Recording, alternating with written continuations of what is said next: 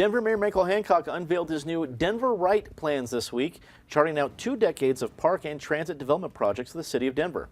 Meanwhile, the mayor also announced a new harassment policy this week that calls for an outside investigation for any future complaints filed against the mayor. The previous policy applied to employees of the mayor, but this one has been expanded to cover the mayor as well. Ross, your choice in this one, whether you want to go harassment policies in the future or big grand park plans in the future. However you want to wherever you want to take the DeLorean, it's your choice. The DeLorean. Okay, so I'll go with harassment. I'm a little more cynical about this one than I am about the police use of force thing. But also it's a tricky situation, especially when you're talking specifically about the mayor, and hopefully we don't have to have these conversations again about this mayor or another mayor. But when you're talking about the highest elected official in whatever government it is you're talking about, it's not that easy to come up with a plan that you really know will apply to that person. They've tried in some ways. I think it's better than nothing, but I do think that this mayor should have faced a little bit more for what he did than what he actually faced. It's better than nothing, but a little late.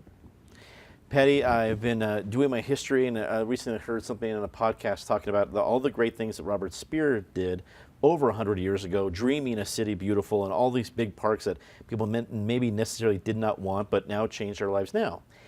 Are we looking at this 100 years from now? Are we looking back at these grand plans of DenverRight, or is this kind of what you do thinking in the future for someone else to do 20 years from now? The harassment policy or DenverRight are we talking about? I think we'll be hearing a lot about the harassment policy as time goes on, because those accusations against all kinds of people just don't stop, and they too need to be exposed. DenverRight is interesting because it shows just how wrong good intentions can go. We did the rezoning 15, 20 years ago under Hickenlooper. They started really looking at it. Peter Parks came into town, very far-sighted. But the difference in zoning in a booming Denver and zoning in a Denver that was just kind of bumping along the bottom, the result was Main Street zoning, and you have all the buildings that go right up to the sidewalk in a lot of cases, and it's supposed to present a happy front. Well, we see just how happy the front is along Rhino.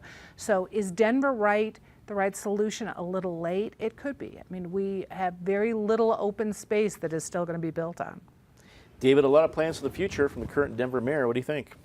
Well, I would take the sexual harassment policy more seriously if one could find it on the mayor's website, which it is not there. I did a search for the word discrimination, and there's various things like he wants to continue the Colorado Civil Rights Commission, but nothing about this new policy on the website. On the DenverRight thing, this is the greatest and largest collection of platitudes and cliches that has ever been produced by any city government in the history of the state of Colorado. The parks thing, which is just 1/4 thing, over 200 pages long, but you have to get past page 200 to finally get to the appendix of what are we actually doing to implement some of these ideas now. And that's the difference with Speer, is yes, Speer too had great vision, but he also did a lot of things as he was going along. And in the parks plan for what they're actually doing, give Denver Public School students discounts for the city golf courses. Let's build some yurts, maybe in the mountain parks, so people can stay overnight. Fine ideas, but what's conspicuously absent in all this talk about we need parks and tree canopy and all that, the city now owns the Park Hill Golf Course, and the plan, everybody knows, is to sell it to developers once the city park golf course renovation is finished. How about keep that Park Hill Golf Course as open space and parkland for the people of Denver?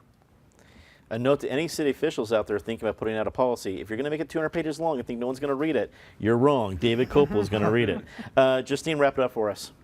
So this plan sounds great. It sounds wonderful, more parks, more affordable housing. But when I look at this, and growing up here, I think about who is this plan actually going to work for in these next 20 years? Who's going to benefit from this? We talk about affordable housing, but right now, affordable housing or low-income housing that's being introduced or built is not helping any of the middle class in Denver. And so that's interesting to me how we'll go forward. Also, the transportation issue, prices keep going up. We talk about a city that, is transportation friendly, pedestrian friendly, but it's not affordable for the average citizen. And so I'd like to see, how we move forward and, we'll see if we have the same mayor, you know, later on down the line to see how these things move forward.